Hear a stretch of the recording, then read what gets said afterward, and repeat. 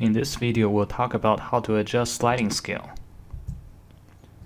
What is sliding scale? It is a scale that helps you decide the right insulin dose for high blood sugar. Let's say your blood sugar is 300 and you have some type of short-acting insulin at home like Humalog or Novolog. But how much insulin to give for blood sugar at 300? You will need to look at the sliding scale. The table here shows sliding scale of 1 additional unit for every 50 points of blood sugar above 150. So you take 1 unit for blood sugar between 151 to 200, 2 units for blood sugar between 201 and 250, and so on. Normally, the doctor will give you a sliding scale. You may wonder, how does the doctor figure it out? This is what I will talk about.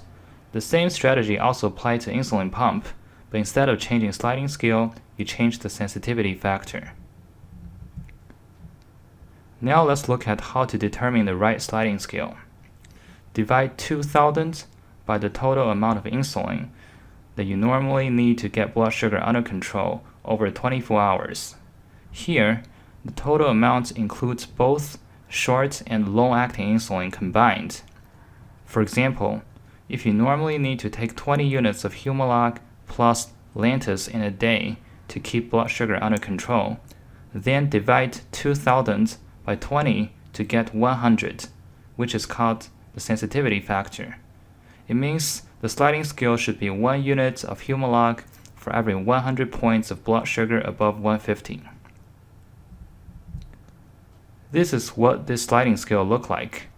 You take 1 unit of short-acting insulin for blood sugar between 151 to 250, 2 units for blood sugar between 251 to 350, and so on. You take 1 additional unit for every 100 points of blood sugar above 150. Important points for your safety.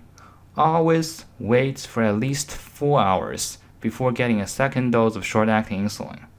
The reason is that short-acting insulin lasts for about 4 hours. If you take a second dose too soon, it will overlap with the first dose and blood sugar will crash. If you also take short-acting insulin before meal, but blood sugar is high before meal, then add additional short-acting insulin to the sliding scale.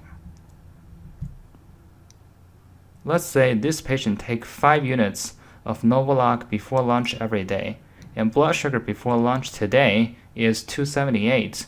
How much Novolog should he take before lunch today? According to his sliding scale, 278 falls between the range of 251 to 350, which corresponds to 2 units. So he should take additional 2 units of Novolog to correct the high blood sugar. 2 plus 5 is 7, so he should take a total of 7 units before lunch today to cover both the food and the high blood sugar.